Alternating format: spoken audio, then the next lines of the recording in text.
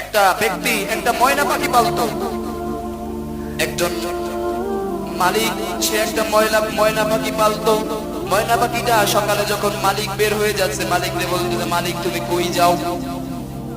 তখন মালিক বলতেছে, আমি যাইতেছি অমুক জঙ্গলে পাখি শিকার করতে। কি শিকার করতে? পাখি শিকার করতে যাচ্ছি।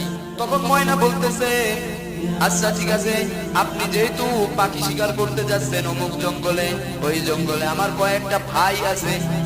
ওই ভাইগুলোর সঙ্গে যদি তোমার দেখা হয়, আপনার সঙ্গে যদি তাদের দেখা হয়, তাহলে আপনি আমার একটা সালাম ওদের কাছে পৌঁছাই দিয়েন। আমার একটা সালাম আপনি ওদের কাছে পৌঁছাই দিয়েন যে অমুক জায়গায় আমার খেসার ভিতরে আমার কাছেই তোমাদের একটা ভাই আছে, আর সেই ভাইটা সালাম দিছে, তুমি সেই সালামটা গ্রহণ করো।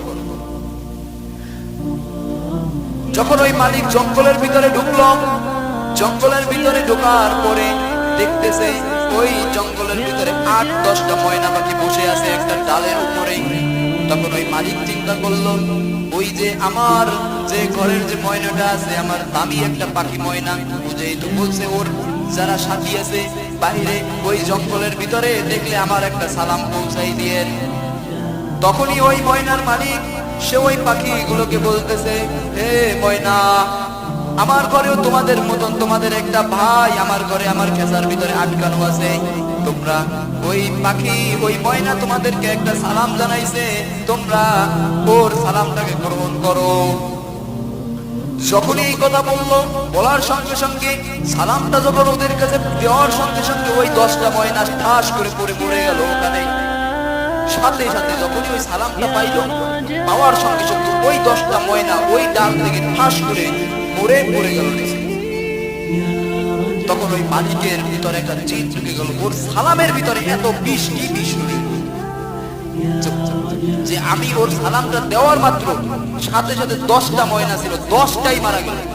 তা ওর সালামের ভিতরে এত কি বিষ আছে, কি বিষ আছে ওর সালামের ভিতরে? সে রাগে আবার ওইখান থেকে ব্যাক করে চলে আসলো। বাসার সামনে যখন চলে আসলো, ওই ময়না বলতেছে, ও ময়না বলতেছে, মালিক আপনার সঙ্গে কি আমার দোস্তদের সঙ্গে কি দেখা হয়েছিল কিনা, আমার সাথীদের সঙ্গে কি দেখা হয়েছিল কিনা? তখন ওই ময়নার মালিক বলতেছে, তুই কোনো কথাই কইস না, তোর সালামে এত কি বিষ। যখন আমি তোর সালামটা ওদের কাছে দিলাম, দেওয়া মাত্র ওই 10টা ময়না ওইখানে ছিল 10টাই মারা গেল। সাথে সাথে তোর সালামের ভিতরে এত কি বিষ যে আমি বললাম, বলার সঙ্গে সঙ্গে ওই 10টা ময়নাই মারা গেল। তোর সালামের ভিতরে কি বিষ হয়েছে ক? এই কথা যখনই ওই ময়নার কাছে বললো, ওই খেসার ভিতরে যে ময়নাটা ছিল ওই ময়নাটাও সাথে সাথে ওখানে মারা গেল। সাথে সাথে ও এরকম কাইতে পুরো খেসার খাঁচার ভিতরে মারা গেল ওখানে। এখন তো ময়না পাখি খুবই আদরের, খুবই ময়না পাখিকে খুবই আদর করে পালতো, শখের একটা পাখি ছিল ওনার। সে তখনই ওই খাঁচাটা খুলে পাখিটাকে তার সামনে রেখে মাথায় হাত দিয়ে কান্না করতেছে, হায় হায় কি হইল, আমার এত বড় সর্বনাশ হয়ে গেল, এত আদরের এত সুন্দর ময়না পাখি এটাও মারা গেল। ওদের কথা বলতে না বলতে এও মারা গেল। এরপরে কিছুক্ষণ কান্নাকাটি করলো, ওই পাখিটাকে সামনে নিয়ে কিছুক্ষণ কান্নাকাটি করলো। কান্নাকাটি করে যখনই দাঁড়াইলো, দাঁড়ানোর সঙ্গে সঙ্গে ওই পাখিটা ওখান থেকে উড়ে গাছের ডালে যেয়ে দাঁড়ালো।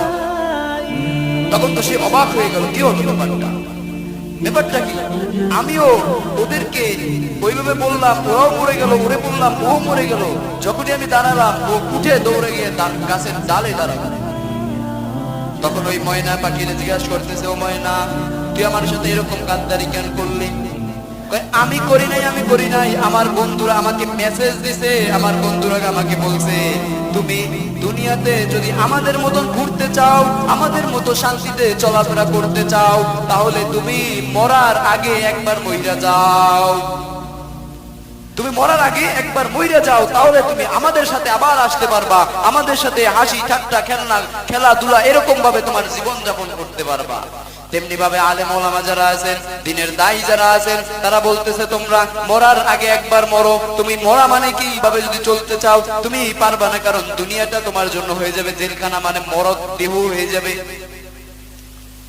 কারণ তুমি যদি মরার আগে একবার মরতেই পারো, মরার আগে একবার যদি মরতে পারো, তাহলে এই মরাটা তোমার জন্য এমন সুন্দর একটা মরা হবে, তুমি ওই পাখিটার মতো চিরজীবনের জন্য যখনই তুমি ওই মরার আগে একবার মরবা, আর এই মরাটা যখনই তোমার জন্য হবে, তুমি দুনিয়াতে যখনই মরে যাবা তুমি চিন্তা করবা আমি তো মরা লাশ, আমার দ্বারা একটা খারাপ কাজ হবে না, 5 ওয়াক্ত নামাজ এটা আমার দ্বারা কোনোদিন মিস হবে না, কারণ আমার কি এখনই আমার দ্বারা ভালো কাজগুলো করতে হবে।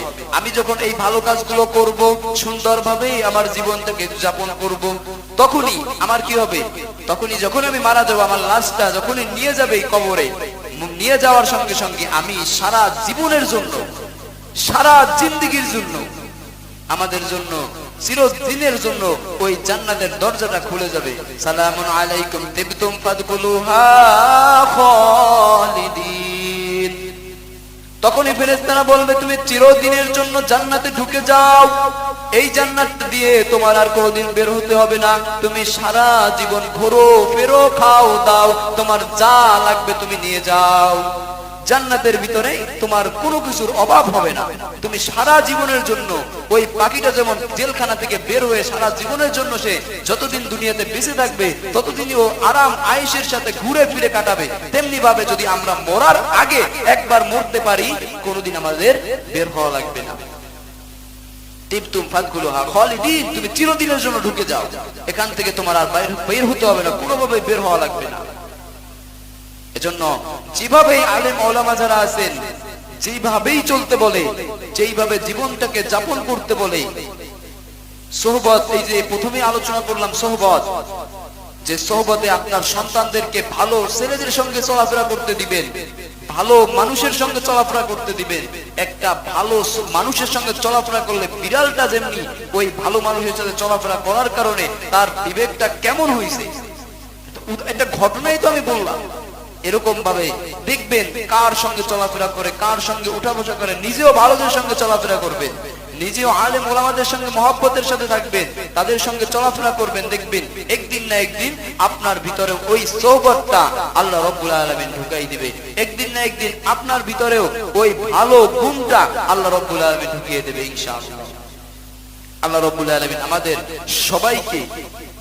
সবাইকে বেশি বেশি নেক আমল করার তৌফিক দিয়ে দেন এবং সমস্ত প্রকারের গুনার কাজ থেকে আল্লাহ যেন আমাদেরকে বিরত রাখেন। আমিন।